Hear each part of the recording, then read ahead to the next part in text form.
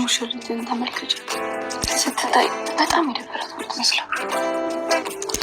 እንደዛ እኮ ነው ማድረግ ያለባት። በኋላ እኮ እንዳላወቅለው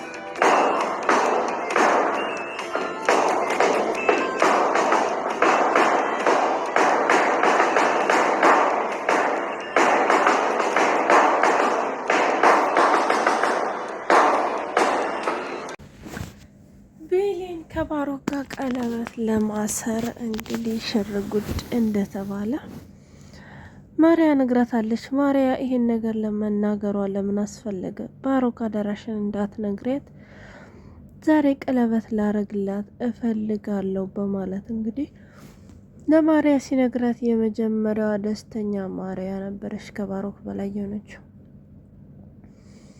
ባሮክና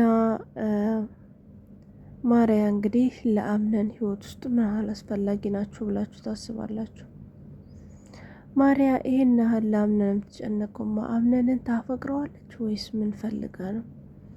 እንግዲህ አምነን በጣም ትልቅ ባለ ሀብት የሚባል ነው። ማርያ አምነንን የምታፈቅረው ሀብት ንብረት ነው ሀብት ንብረት ፈልጋ ነው እንዳንል አባቷ እንግዲህ ከአምነን የበለጠ ሀብታም ነው ማለት ነው። እና እንደዛ እስከሆነ ግን ለምንድነው የማርያ አባት ካሁን በፊት አምነንን መጥቶ ልጄ እንድታገባ ትፈልጋለሁ ያለው? እሱ አባቷ ሀብታም ከሆነ ልጅቷ የመረጣትን አግብታ ለመኖር ለምን ዝም አላል? እውነት ለመናገር በጣም ያወዛግባል ማለት ነው የማርያና የአምነን ነገር። ምክንያቱም ማርያ የመረጣትን ነበረ ማግባት ያለባት። አሁን ላይ አምነን ለሷ ምንም አይነት ስሜት የለውም። እሷ ግን በጣም ነው የምትወደው። በዛ ላይ ደግሞ አምነን በጣም የሚወዳትና የሚያፈቅራት ሴት እንዳለች ታውቃለች። እሷን ሴት እንዴት አድርጊ ከሌላ ሰው ጋር ላጋባት ወይንም ደግሞ አምነን እንዴት አድርጎ እንዲጠላት ላድርግ እያለች ቀን ከሌሊት ከምትለፋ አምነን እሷን እንዴት አድርጎ ሊያፈቅራት እንደምትችል ብትሰራ ራሱ አምነንን ወደ እሷ ልታቀርበው ትችል ነበረ እንጂ ቤሌንንም ከጊዜ ወዲህ ነው አምነን ያፈቀራት እንጂ ቤሌንን ከልጅነቷ አብሯት ያደገው ሴት ወይንም ደግሞ በአጋጣሚ የሚያውቃት ሴት አይደለችም። ለትዳር በታጩ ሴቶች መሀል አብራ የመጣች ናት። እንዲሁም ካሁን በፊት በጣም ረጅም ጊዜ እንግዲህ የተለያዩ ሴቶች እየመረጠ ነበር ሲፈናን ጄሪን። እንግዲህ ጄሪን የመረጠበት ምክንያት ባለባበሷ ምክንያት ነው እንጂ ቤሌንን ነበር እሱ ያፈቀረው ማለት ነው። እንግዲህ ማርያ ደግሞ ልክ እንደ ጄሪ ነው አለባበሷ እንዳያችሁት የምትለብሰው የተበጣጠሰ ነገር ነው። እሱ የሚወደውን አይነት አለባበስ ነው የምትለብሰው። ቢሆንም ግን በአሁን ሰዓት ያምነንን ልብ ማሸነፍ አልቻለች። ለምንድን ነው? እሱም እስካሁን ድረስ አብሮ አደጌ እያላት ነበር አባቷ እስከሚመጣ ድረስ የሚጠራት። እሷ ግን በጣም እየተናደደች ነበር። በየቀኑ ወይዘሮ ሴማ ቅሬታ ታቀርብ ነበረ። ወይዘሮ ሴማም እንግዲህ መታገስ እንዳለባት ሁሉም ነገር ጊዜ እንደሚያስፈልገው እየነገረቻት አባቷ እስከሚመጣ ቀን ድረስ አድርሰውታል። እና ታዲያ አምነን ያው እሺ ያለበትን ምክንያት ሁላችንም እናውቀዋለን። ለቤሌን እልህ ብሎ ነው። ቤሌንም እንግዲህ እልህ ካስያዛት በኋላ እሱ የሄደውን መንገድ ለምን ሳልከተለውም በማለት ባሮክን የፍቅር ጥያቄ ተቀብለዋለች። እንግዲህ ቤሌንም ሆነ አምነን ራሳቸው ላይ ወጥመድ እያጠመዱ እርስ በራሳቸው እየተጠላለፉ እንደሆነ አልገባቸውም ማለት ነው። ሁለቱም እንግዲህ የማይገቡት ጉድጓድ ውስጥ ከገቡ በኋላ ተመልሰው ለመታረቅ ችለዋል። በአንድ ቀን ምሽት ላይ በጣም እንደናፈቃት ሄዳ ስትነግረው እኔም እኮ በጣም ናፍቀሽኛል በማለት ይቅርታ ከተባባሉ በኋላ በድብቅ ፍቅራቸውን እያስቀጠሉ ነበረ።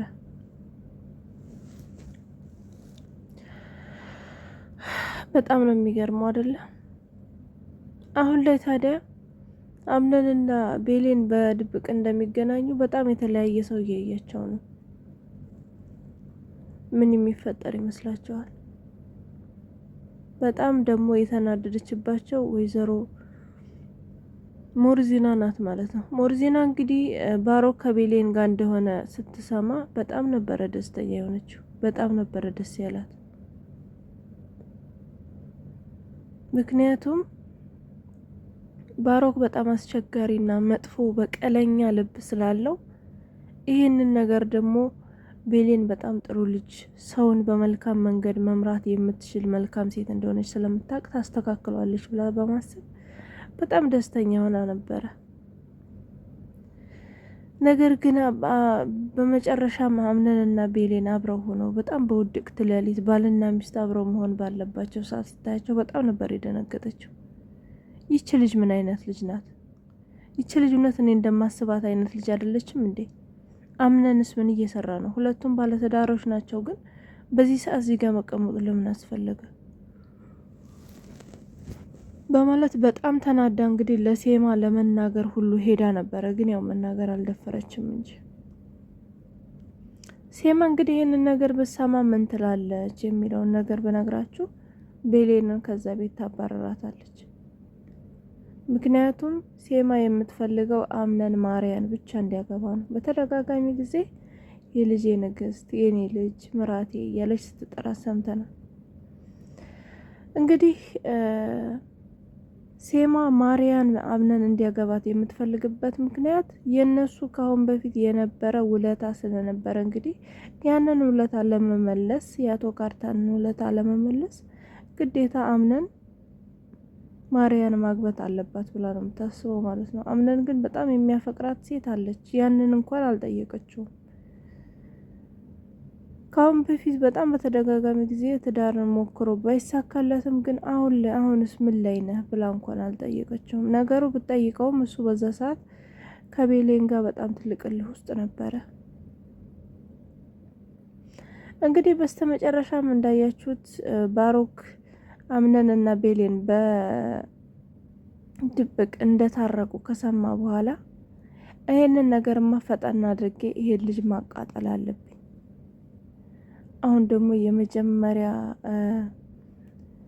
በቀሌን የማደርገው ቤሌን ላይ ነው። በእርግጥ እሷ ይሄ ነገር የለችበትም፣ ግን ግዴታ እሱን ለማናደድ እሷን መጠቀም አለብኝ በማለት ለእሷ ቀለበት ለማሰር ወይንም ደግሞ ከእሷ ጋር ለማድረግ ያው ግብ ላይ ነው ለማደር ግብ ላይ ነው ያለው ማለት ነው። እንግዲህ ቤሌንም ካምነን ጋር ስለታረቀች እባክህን አምነን ይሄ ነገር እንዲሆን መፍቀድ የለብህም፣ እኔ ከሱ ጋር ማደርም አልፈልግም፣ የሱንም ቀለበት መቀበል አልፈልግም በማለት በተደጋጋሚ ጊዜ እሱን እርዳታ እየጠየቀች ነው። እንዳያደር እንግዲህ እያጠጣም ቢሆን ምንም እያለ ሶፋ ላይ ለአንድ ቀን አሳድሮታል። ግን የዛን ውለታ በጣም ተናዳጅና በጣም በቀለኛ ልጅ ስለሆነ ያዛን ውለታ ነበረ ቀለበት ሊያደርግላት የወሰነው። ይሄንንም ደግሞ እንድታግዘው የለመናት ማርያን ነው። ምክንያቱም ማርያ አምነንና ቤሌን እንደሚዋደዱ እንደምታውቅ እሱም ያውቃል ማለት ነው። ባሮክም ያውቃል።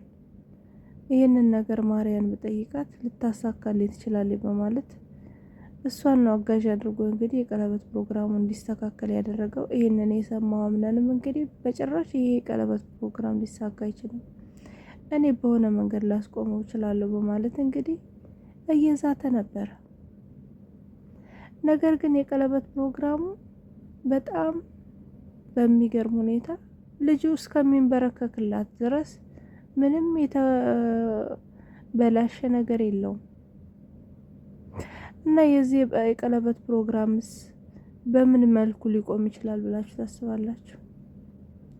ከዚህስ በኋላ ቤሌን እውነት ባሮክ ቀለበት ካደረገላት በኋላ እንዳለውም ወጥመዴ ውስጥ ገባሽ፣ የወጥመድ ቀለበት ነው ዛሬ የማደርግልሽ እንዳለው ያንን የወጥመድ ቀለበት ከተቀበለች ከሱ ጋር አላድርም ማለት መብቱ ይኖራታል ብላችሁ ታስባላችሁ? በእርግጥ የሰው ልጅ ቀለበት አደረገ ማለት ተጋባ ማለት አይደለም። ለመጋባት በጣም ብዙ ነገር ይቀራቸዋል። እና እንግዲህ አምነን በምን መልኩ ይሄንን የቀለበት ፕሮግራም ሊያስቀረው እንደሚችል ሁላችንም ወደፊት የምናየው ነው የሚሆነው። በእርግጥ አይሆንም ብዬ ነው የማስበው። ምክንያቱም አምነን የሆነ ያሰበው ነገር አለ ወይንም ደግሞ የሆነ የተማመነበት ነገር አለ ስላለ ነው እንጂ ያ ነገር ባይሆን ኖሮ ዝም ብሎ እዛን ሰዓት ድረስ አያስቀጥለውም ነበረ። እንግዲህ ምናልባት በዛሬው ክፍል ላይ የሚለቀቀውን እንግዲህ አይተን ሁላችንም አብረን የራሳችንን አስተያየት የምንሰጥ ይሆናል ማለት ነው። እሱ ሲለቀቅ ቀደም ብዬ ይዤላችሁ ነው የምመጣው። እናንተም ያንን መስማት የምትፈልጉ እንደዚህ በአውዲዮ መልኩ ላይክ፣ ሼር፣ ሰብስክራይብ አድርጉ። በተረፈ በጣም ነው የምወዳችሁ፣ በጣም ነው የማመሰግናችሁ። ሰላማችሁ ይብዛልኝ ባይ